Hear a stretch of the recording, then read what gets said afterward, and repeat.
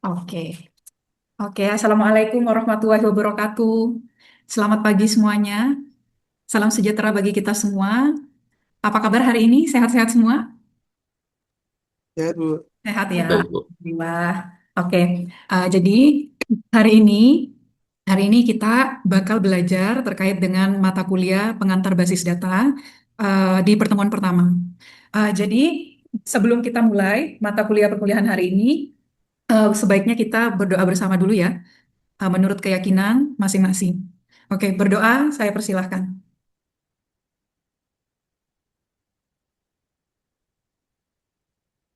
Berdoa selesai. Oke, terima kasih atas kehadirannya masing-masing mahasiswa hari ini. Sedikit intro, jadi eh, sekarang kita memasuki yang namanya era digital ya, di mana perkembangan teknologi sangat berkembang pesat dan maju.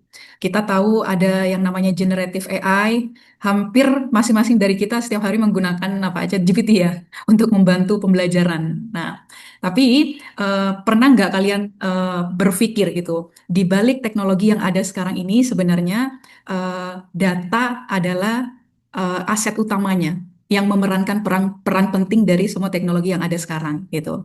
Tetapi data itu tidak akan berarti kalau kita tidak mengelolanya dengan baik gitu. Jadi makanya di sini peran basis data itu menjadi sangat penting gitu. Nah, hari ini kita akan mempelajari apa itu basis data, kemudian mengapa kita membutuhkannya, sedikit juga pengantar terkait dengan bahasa SQL dan seperti apa pengguna basis data di dunia nyata. Gitu ya. Oke, jadi di pertemuan pertama kita belajar aspek fundamental. Oke, basis data, pengertiannya, kemudian juga apa itu database management system. Oke. Oke, baik untuk memperdalam pemahaman kalian, di sini Ibu sediakan pengertian basis data dijabarkan berdasarkan suku katanya. Oke, di sini. Ya, apa itu basis data? Kalau kita lihat, kita pecah, ada kata basis dan ada kata data di sini. Nah, kalau data mungkin Anda sudah paham semua ya. Jadi data adalah representasi dari fakta dunia yang direkam dalam bentuk, misalnya dapat berupa angka, kemudian huruf, simbol, teks, gambar, bunyi, atau kombinasinya gitu. Nah, kalau basis itu apa? Basis itu kalau kita artikan berdasarkan suku katanya itu adalah markas atau tempat berkumpul atau tempat bersarang atau gudang gitu. Nah, kalau kita gabungkan basis data, nah berarti apa artinya? Nah, kalau kita gabungkan, nah di sini kita peroleh pengertian bahwa basis data itu adalah kumpulan file atau table atau arsip. Jadi istilahnya adalah kumpulan data yang saling berhubungan, yang disimpan dalam media penyimpanan tertentu. Nah, jadi harapannya kumpulan data yang sudah disimpan di basis data itu sebisa mungkin tanpa adanya pengulangan atau redundansi. Kemudian, nah, himpunan kelompok data atau arsip yang saling berhubungan yang diorganisasi sedemikian rupa agar kelak dapat dimanfaatkan kembali dengan cepat dan mudah. Ini pengertian basis data. Jadi intinya adalah kumpulan data yang dia disimpan dalam media penyimpanan tertentu. Nah, data di dalam saling berhubungan sehingga meminimalisir yang namanya pengulangan yang tidak perlu. Gitu. Selanjutnya, nah, ada yang namanya database management system. Apa bedanya sama database itu sendiri? Oke, nah ini Ibu sediakan gambar ya. Oke, ada aplikasi satu, aplikasi 2, dan aplikasi 3 di sini. Nah, kemudian juga ada basis data sebagai pusat data dari organisasi. Nah, misalnya suatu perusahaan dia memiliki gudang data atau basis data yang terpusat gitu. Nah, bagaimana caranya aplikasi satu, aplikasi 2, aplikasi 3, atau mungkin aplikasi yang lain dia dapat mengakses basis data yang dimiliki oleh organisasi. Nah, caranya, nah ini dibantu oleh si database management system ini. Nah, jadi database management system ini dia adalah perangkat lunak perantara yang menjembatani antara user dengan basis data. Oke, jadi si DBMS ini dia yang mengelola sumber daya data, sama seperti operating system mengelola sumber daya perangkat keras gitu. Banyak kategori dari DBMS, mulai dari yang gratis, versi freemium, jadi gratis tapi dia premium gitu ya. Kemudian ada juga yang berbayar, yang versi enterprise. Oke, kalau yang mau gratis, nah ini kita bisa pakai yang namanya SQL, PostgreSQL, SQLite atau MariaDB gitu. Yang versi gratis terbatas, ini istilahnya gratis tapi dibatasi fiturnya gitu. Seperti misalnya punya Oracle Database Express Edition ini. Nah, ini dibatasi kapasitas dari ukuran datanya kalau tidak salah hanya sekitar 10 giga atau 12 giga. Jadi hanya untuk belajar saja gitu ya. Mungkin kalian bikin prototype sistem yang butuh akses ke database. Nah, Anda bisa belajar menggunakan ini. Oracle Database Express Edition. Nah, kalau versi enterprise, misalnya nih, kita punya perusahaan atau kita punya organisasi yang di mana sistem informasi kita butuh akses ke database gitu. Kita punya data yang cukup besar, kemudian penggunanya juga banyak. Nah, tidak mungkin kita pakai yang versi gratis ya. Nah, jadi bisa kita berlangganan. Nah, misalnya kita bisa pakai Oracle DB atau SQL Server atau IBM DB2 ini. Nah, ini salah satu opsi. Oke. Kemudian, mungkin dari beberapa kalian bertanya ya, Bu, apa sih bedanya gitu kalau kita menggunakan sistem basis data eh, atau kita menggunakan file system saja, Bu, untuk menyimpan data kita gitu. Mengapa sih kita perlu sistem basis data? Mengapa tidak cukup menyimpan data kita hanya di file system biasa, seperti misalnya di Excel atau format CSV atau misalnya kita simpan dalam dokumen teks? Ada yang bisa memberikan pendapatnya? Ya, ada yang bisa mewakili? Mungkin karena kalau semisal pakai DBMS itu kita bisa membangun semacam peraturan yang mengatur relasi antar datanya, Bu. Kalau di Excel itu kan Hmm. eh, mungkin tidak bisa ya. Dan juga mungkin dengan DBMS itu terdapat apa ya, lebih ketat, kita lebih bisa, memang fokusnya itu untuk melihat dan mengatur relasi datanya itu. Oke, ya betul ya. Salah satunya, oh jadi agar sama seperti yang saya jelaskan di awal ya, mengurangi redundansi data. Oke, jadi istilahnya data-data tidak terduplikat di dalam basis data. Itu beda, semisalnya kita menyimpannya dalam file system. Mungkin ada data-data yang dia duplikat gitu dan jumlahnya banyak. Tuh. Jadi istilahnya kita bisa lebih membuat memori kita lebih efisien gitu. Oke. Jadi relasi antar data satu dengan data yang lain bisa kita manage gitu. Oke, ada lagi mungkin? Ada lagi? Oke, Faiz Iqbal, silakan. Apa pendapatnya?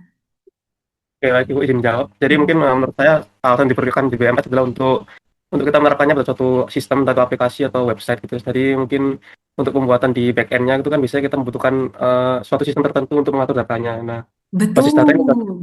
Iya, betul, betul. Benar ya jawabannya ya. Betul, Bu. Oke, kalau semisal penggunaan personal nggak apa-apa, Bu, menggunakan file system gitu. Tapi kalau semisal penggunanya sudah lebih dari satu, bahkan banyak, multi user ya, atau bahkan diakses oleh banyak aplikasi, nah tidak mungkin kita memakai yang namanya file system ya. Jadi kita butuh sistem basis data gitu. Nah, jadi jawaban teman-teman sudah benar ya. Jadi misalnya saya kasih analoginya ya. Jadi misalnya perusahaan punya basis data ukuran yang besar lah, misalnya 1 terabyte gitu. Nah, untuk menyimpan data-data misalnya seperti karyawan, data departemen, data produk, data penjualan, dan lain sebagainya. Nah, misal nih, data-data itu bakal diakses oleh banyak karyawan, banyak pegawai secara serentak. Nah, kalau kita memakai yang namanya file system, otomatis tidak ada mekanisme yang memudahkan bagaimana data diakses secara serentak gitu. Nah, kemudian juga ketika kita butuh informasi dengan cepat. Nah, istilahnya kita butuh mekanisme bagaimana kita bisa bertanya, kita bisa melakukan query terhadap suatu data dan kita bisa mendapatkan hasilnya dengan lebih cepat gitu. Kalau menggunakan file system biasanya kita secara manual ya, kita cari datanya, kita open, kemudian kita butuh waktu untuk mendapatkan informasi yang kita inginkan gitu. Kemudian juga perubahan-perubahan terhadap data oleh sejumlah pengguna. Misalnya lebih dari satu pengguna, kita mengakses data secara bersamaan, kemudian mengubah data secara bersamaan. Nah, otomatis ada yang namanya data inkonsistensi di situ. Nah, kalau kita pakai sistem basis data, ada mekanisme yang memudahkan kita untuk menghindari yang namanya inkonsistensi data gitu. Nah, jadi istilahnya ada yang namanya nanti mekanisme locking. Jadi kalau kita sedang mengedit data, nah data itu bakal dikunci dulu gitu. Jadi biar orang lain tidak bisa mengubah data itu kecuali kalau sudah di commit, jadi disimpan gitu. Seperti itu. Kemudian juga bagaimana semisal kita memberikan hak akses gitu. Nah, pengguna itu banyak. Antara pengguna satu dan pengguna dua misalnya ya, kita berikan hak akses yang berbeda gitu. Mungkin pengguna satu tidak boleh mengakses beberapa data yang sifatnya private gitu. Nah, kalau kita menggunakan file system, pemberian hak akses itu susah biasanya, kecuali kita pakai sistem basis data gitu. Kemudian yang paling penting juga kalau terkait dengan keamanan data. Oke, keamanan data ya. Kalau semuanya kita pakai sistem basis data, sifatnya lebih fleksibel. Gitu. Sama seperti yang saya katakan tadi, kita bisa memberikan hak akses, mencabut hak akses, kemudian juga semisal sistem lagi crash nih, gitu. Jadi otomatis bagaimana caranya kita memulihkan data, gitu. Data backup dan data recovery. Nah, ini sangat penting ya, kalau di skala perusahaan atau enterprise gitu. Cuma penggunaannya hanya personal. Nah, mungkin datanya juga tidak terlalu besar ya. Nah, bisa saja kita pakai file system biasa seperti itu. Jadi disesuaikan kembali dengan kebutuhan. Gitu. Oke. Bisa dipahami? Bisa dilanjutkan atau tidak?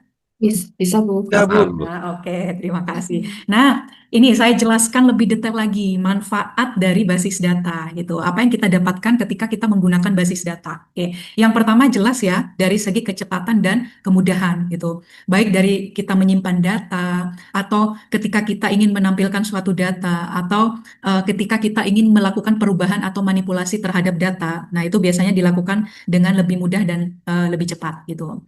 Kemudian juga efisiensi ruang penyimpanan gitu. Kalau kalau kita menggunakan basis data, nah kita bisa menekan yang namanya jumlah redundansi atau pengulangan data gitu. Jadi caranya adalah dengan membuat salah satunya ya relasi-relasi antara kelompok data yang saling berhubungan gitu. Jadi kita bikin yang namanya konsep basis data relasional di situ. Nah, ini akan kita pelajari di pertemuan selanjutnya lebih detailnya ya. Oke, kemudian yang ketiga dari segi keakuratan data. Nah, jadi istilahnya bagaimana kita menjaga akurasi dalam basis data gitu, yaitu memastikan bahwa data yang disimpan itu bisa valid, bisa benar dan sesuai dengan aturan yang ditetapkan gitu. Nah, Ibu kasih contoh nih, misal tipe data ya, kolom umur. Nah, kolom umur atau nomor telepon biasanya hanya diisi oleh angka, tidak boleh teks. Nah, itu kita jelaskan di awal, kita definisikan di awal gitu. Kita berikan batasan, batasan tertentu atau constraint. Kemudian terkait dengan domain data, misalnya kalau kolom status hanya boleh diisi aktif dan tidak aktif gitu. Atau terkait dengan keunikan data. Misalnya NIM mahasiswa ya, nomor induk mahasiswa. Tidak boleh antara satu dengan mahasiswa satu dengan mahasiswa yang lain tidak boleh memiliki NIM yang sama gitu. Kemudian not null, misal data tidak boleh kosong, harus harus ada isinya gitu. Nah, ini bisa kita atur nantinya. Nah, ketika menggunakan database management system. Kemudian terkait ketersediaan, availability. Nah, bagaimana data-data kita dapat kita akses kapan saja dengan mudah gitu ya. Apalagi kalau database kita bisa diakses secara online gitu. Nah, data availability ini juga sangat penting ya. Istilahnya kalau misalnya nih ada downtime system gitu, di mana sistem tidak bisa digunakan, misal karena error atau lagi maintenance atau lagi kerusakan. Nah, bagaimana kita bisa tetap menjaga layanan tetap berjalan gitu, terutama pada sistem-sistem yang kritikal ya, misal sistem perbankan atau e-commerce atau sistem di rumah sakit gitu. Nah, itu salah satu dari manfaat basis data. Kayak misalnya lagi terkait dengan keamanan data atau data security. Nah, bagaimana data yang sifatnya rahasia itu tidak dapat diakses oleh pengguna yang tidak berhak atau pengguna yang tidak sah ya. Nah, ini di manajemen basis data kita bisa memberikan yang namanya teknik autentikasi gitu. Jadi manajemen hak akses. Misal mahasiswa dan dosen punya hak akses yang berbeda gitu. Login-nya juga berbeda ya, menggunakan user account yang berbeda.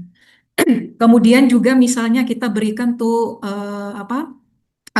verifikasi dua arah, teknik autentikasi dua arah gitu. Nah, ini pemberian akses yang berbeda pada setiap pengguna terhadap data, dan ini sangat penting sifatnya itu. Jadi tidak semua pengguna dapat mengakses data-data yang sifatnya privacy itu. Kemudian terkait dengan kebersamaan atau shareability gitu. Bagaimana data dapat dikelola oleh multi user atau banyak pengguna gitu. Sama seperti yang saya katakan tadi ya, nah, sistem basis data itu dirancang agar data tetap konsisten, jadi tidak bertentangan, meskipun ada beberapa pengguna yang mengubah data secara bersamaan, gitu. Jadi, ketika banyak orang mengakses dan memodifikasi data pada waktu yang sama, sistem harus mencegah terjadinya perubahan yang saling bertabrakan, gitu, atau membuat data menjadi tidak sesuai atau inkonsisten. Nah, bagaimana sistem menggunakan mekanisme seperti locking? Nah, di mana data dikunci, gitu yang saat sedang diubah, data-data yang sedang aktif diganti atau dimodifikasi ya oleh satu pengguna itu istilahnya dikunci gitu. Nah, ini yang dinamakan dengan transaction management. Kita bakal belajar nantinya terkait dengan teknik locking gitu.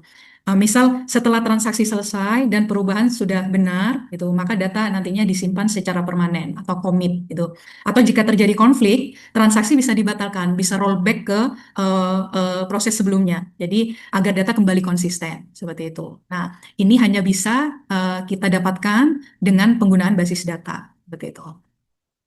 Kemudian, nah, setelah kita sudah belajar manfaat-manfaat dari penggunaan basis data, kemudian dari kita mungkin bertanya, Bu, bagaimana caranya kita berkomunikasi gitu? Cara komunikasi dengan basis data gitu. Nah, di dunia basis data, kita mengenal yang namanya bahasa khusus yang telah diatur ya oleh DBMS. Nah, salah satunya contohnya adalah SQL atau Structured Query Language di sini.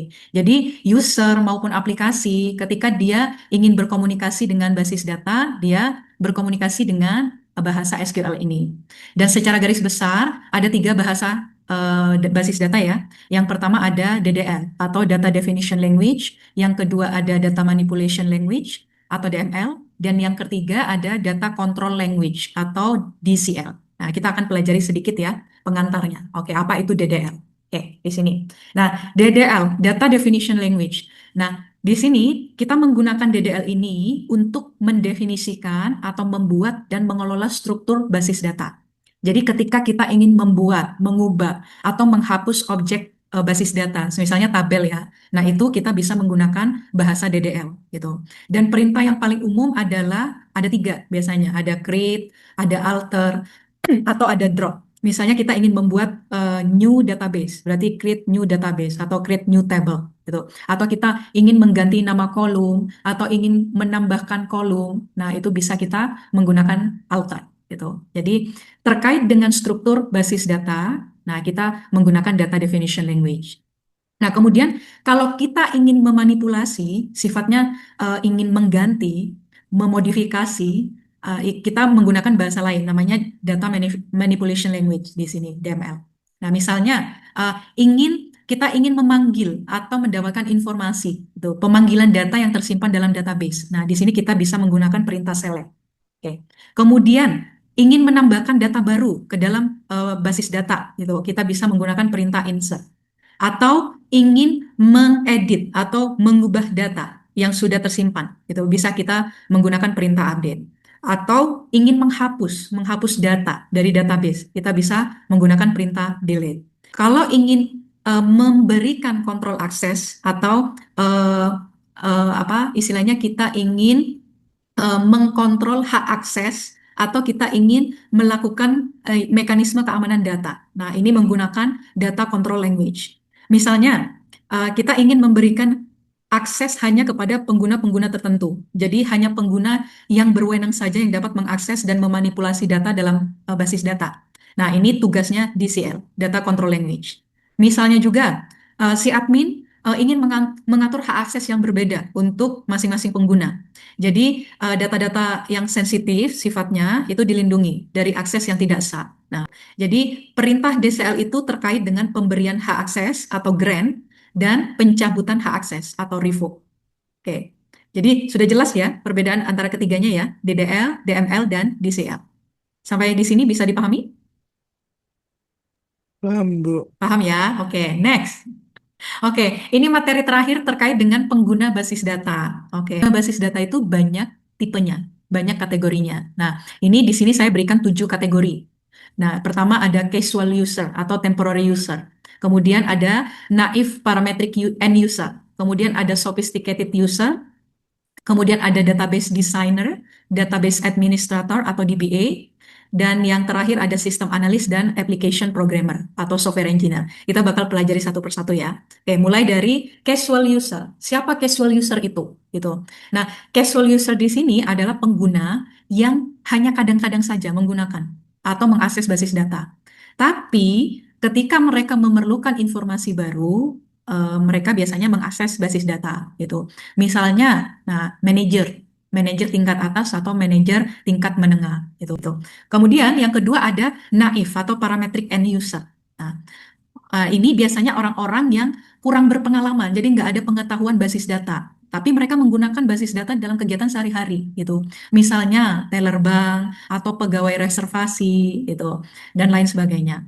Kemudian ada sophisticated user. Nah, sophisticated user ini dia pengguna tingkat lanjut, misalnya insinyur atau analis data yang tugasnya setiap hari berinteraksi langsung dengan basis data menggunakan query gitu.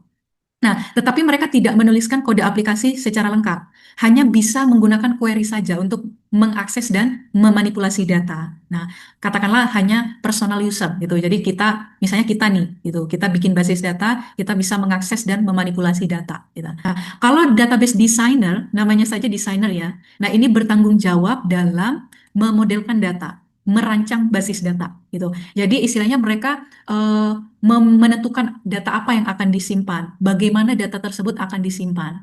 Kemudian mereka biasanya bekerja dengan pengguna, karena pengguna biasanya memiliki banyak kebutuhan. Nah, mereka yang menganalisis desainnya maupun juga terkait data-data yang akan disimpan. Jadi biasanya desain mereka bakal difinalisasi sebelum basis datanya diimplementasikan. Nah, ini biasanya diskusi dengan pengguna dulu di awal-awal. Oke, itu database designer. Nah, kalau DBA ini dia tugasnya bertanggung jawab penuh terhadap manajemen database gitu. Dia juga bertanggung jawab terhadap pemberian hak akses, terhadap monitoring basis data. Kemudian juga bertanggung jawab terhadap keamanan data. Kemudian juga bagaimana caranya kita bisa mengoptimalkan kinerja sistem basis data gitu. Dan juga terkait recovery dan backup. Jadi DBA tugasnya lebih banyak ya gitu. Jadi dia tanggung jawabnya full terhadap manajemen basis data gitu dan juga terkait dengan keamanan data. Oke. Next, terakhir terkait dengan sistem analis dan application programmer atau software engineer ya. Nah, kalau sistem analis di sini, dia adalah orang-orang yang menganalisis kebutuhan pengguna akhir. Jadi pengguna end user gitu. Memeriksa apakah semua kebutuhan pengguna akhir itu sudah terpenuhi atau tidak. Kemudian application programmer. Nah, jelas ini sudah paham ya kalian ya. Ini sifatnya yang istilahnya mengimplementasikan gitu basis data, koneksi terhadap basis data, kemudian juga dia yang biasanya menuliskan kode back-end dan front-end suatu aplikasi, dia yang merancang, menguji, dan juga maintenance program atau aplikasi gitu. Istilahnya dia yang mengimplementasikan sampai sistem itu benar-benar bisa berjalan gitu. Oke, itu pengguna-pengguna basis data. Oke. Nah, sekarang dari semua materi yang saya sampaikan, saya berikan sedikit kuis nih, quiz time. Oke, menggunakan Mentimeter. Oke, silakan kalian scan masing-masing mahasiswa ya. Kemudian bisa di-start. Saya berikan 7 pertanyaan terkait dengan materi saya. Nah, silakan dijawab. Oke. Manakah dari opsi berikut ini yang merupakan manfaat basis data dari segi keamanan? Oke. Data dapat diakses semua orang secara bebas. Yakin? Data disimpan dalam file dokumen biasa. Terdapat sistem kontrol akses dan autentikasi. Data selalu dienkripsi secara otomatis. Oke, silakan. Oke, yang mana yang benar? Ada yang bisa menjawab? Yang benar yang mana?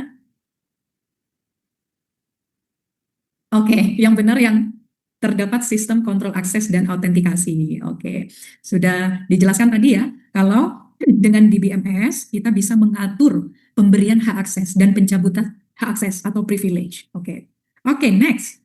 Oke, perancang struktur tabel dan relasi antar data dalam basis data disebut dengan siapakah orang itu? Oke, yang mana? Application programmer? Kayaknya bukan. Oke.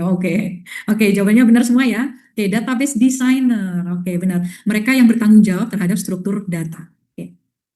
Next, siapa yang bertanggung jawab atas pengaturan hak akses dan keamanan data dalam sistem basis data? Oke, siapakah dia? Oke. Ya, jawabannya adalah database administrator, DBA. Oke, mereka tanggung jawab full terhadap basis data. Oke, tanggung jawabnya banyak ya. Oke, next, perintah SQL create, alter, drop. Oke, termasuk dalam kategori yang mana? DCLK, DDLK, atau DML, atau XML? Oke, create, alter, drop, yang mana? Ada yang DCL. DCL itu control language, mengkontrol hak akses, pemberian hak akses gitu. Dan juga menjaga keamanan data gitu ya. Nah, kalau DCL itu terkait dengan grant and revoke. Oke, kalau create, alter, and drop dia tugasnya si DDL, data definition language. Oke, nggak apa-apa ya. Next. Oke, fungsi utama dari perintah select, insert, update, dan delete adalah untuk Oke. Oke, betul. Mengelola dan memanipulasi data dalam tabel. Mereka adalah kategori DML, Data Manipulation Language. Oke. Next, perintah grant and revoke digunakan dalam SQL untuk grant and revoke. Oke, good. Mengelola hak akses pengguna terhadap data ya. Mereka termasuk DCL. Oke.